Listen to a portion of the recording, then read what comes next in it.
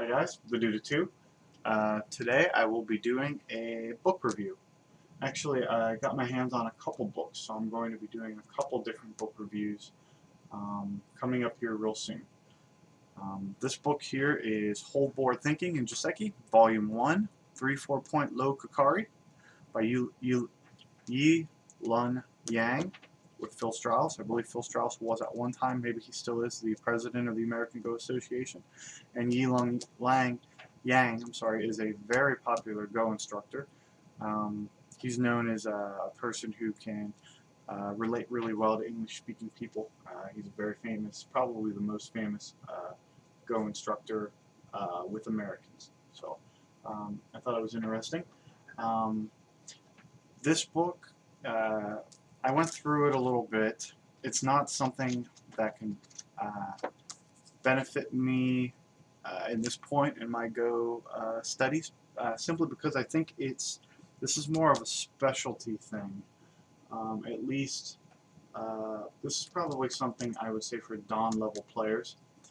And I think the author, I don't know about the author, but there's a foreword by Phil Straus, and he claims that these were issues that came up for him, later in his career.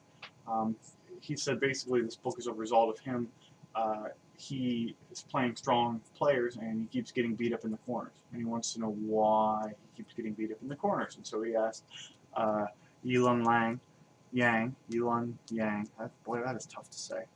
He asked him for advice, and Yi-Lun Yang gave him a bunch of Josekis with whole board situations, and basically that's kind of where this book came about.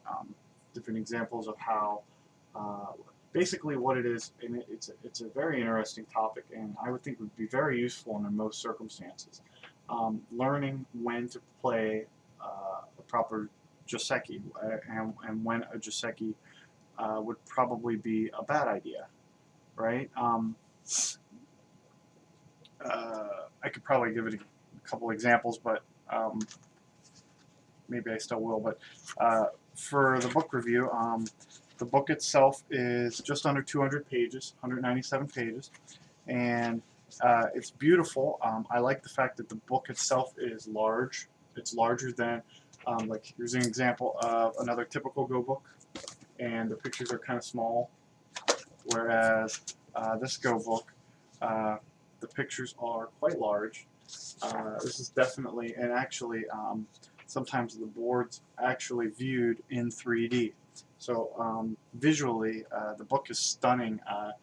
I believe it's the most beautiful book so far for, for Go, and probably the easiest to reference that I've ever seen. So here you have, a nice 3D board, not too many stones on the board. Every single stone is numbered. That's important to be known, and then different variations of it. So it's neat. Basically, here's how it works. You're given 5 problems, and then you're asked, which Joseki do you want to play? A, B, which variation of this Joseki? So in this instance, this is what the board looks like, and you played 6, white 6 here, and then your opponent just jumped. Let me give you zoom up a little. Yeah. So you're right here. You just did a low Kakari approach, which is the whole book, and he just pincered. And this is what the whole board looks like. So which Joseki variation should you use? Now, personally, I don't even know this many Joseki variations for this type of pincer. I believe I know 3 variations, just, the basics of 2 of them, and one of them pretty good. So I don't know if that's normal for my level, being around a 6Q, 5Q, but I know Dawn level players would probably know all these variations, or many of them. So again, another reason why I believe this book's for maybe a Dawn level player, or 1 or 2Q, something definitely stronger than me. And then it will explain why playing a certain variation with these stones over here would be good. Playing a variation with these stones over here would be good or bad. And then it goes on, so it'll show, okay, here's problem 1. And here's what happens if you play A, B, C, D, or E. And which one's better. So again, very useful information. It's just, here's the thing, for us, we're playing for us meaning, I would say at least people under my level of playing ability, and probably at least a few stones above, so I would say probably at least 3Q and under. We don't play people who necessarily play the perfect openings.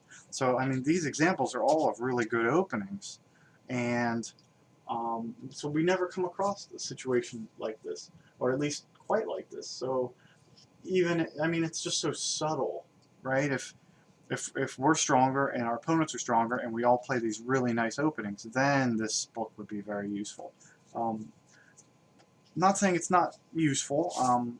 It's definitely good to learn Joseki variations for the 3-4 point, which this whole book is. So, I mean, if you're looking for kind of a book that's a little different than a standard Joseki dictionary, this might be, you know, just filling the need for you. Very good. And it has a total of, let's say, 112 problems. And in the back, there is a glossary.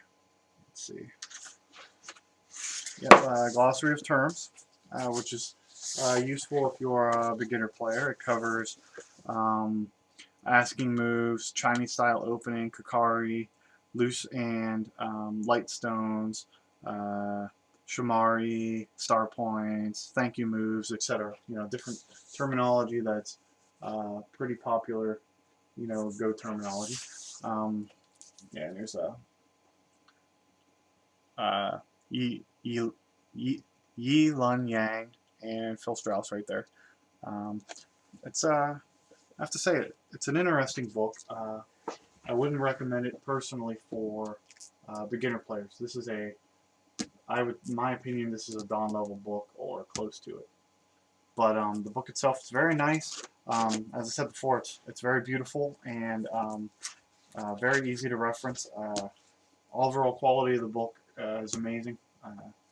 So again, if you're a stronger player and you're looking for a change, or if you're a weaker player just kind of looking to learn some of these 3-4 Joseki in a different way, this might be a good idea for you.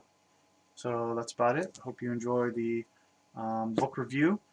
I believe this is my 99th video, so I got something really special planned for my 100th video. So be sure to tune in for that. Alright guys, take it easy. Later.